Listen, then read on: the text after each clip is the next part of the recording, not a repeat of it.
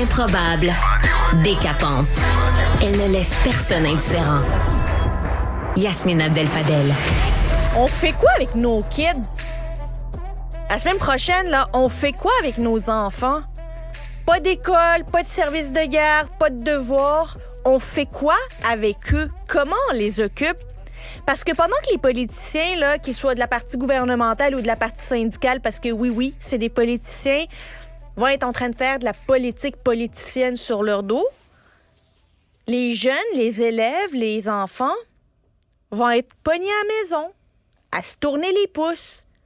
Et ironiquement, les deux vont dire qu'ils font ça pour le bien de nos enfants, le bien de nos écoles.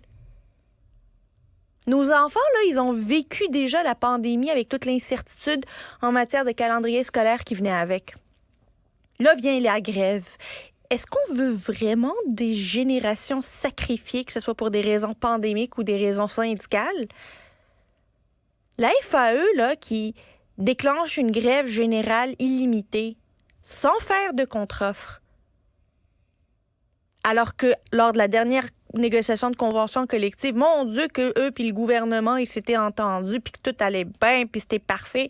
Là, maintenant, on nous dit, oh mon Dieu, nos membres sont tellement mobilisés parce qu'ils se disent, là, c'est pas vrai qu'ils vont se faire passer une petite vite encore une fois. Ce qu'ils disent pas, là, c'est que la seule chose qu'ils veulent, c'est du cash. C'est juste une question de cash. Parce que le gouvernement, il l'a mis sur la table, les aides en classe. Non, mais ça les intéresse pas, ça met pas de l'argent dans leur poche. Il y a un certain moment, là, où ça va faire nous prendre en otage, prendre nos enfants en otage, mettre en difficulté et mettre à risque leur réussite scolaire pour des raisons syndicales. Mario Dumont parlait ce matin de est-ce qu'on devrait s'assurer que l'éducation et le réseau scolaire fassent partie des services essentiels. Je vote pour. Si l'éducation est un droit qui est protégé par nos chartes, là, on devrait assurer un minimum. On devrait assurer que nos enfants ne pâtissent pas de chicanes de politiciens.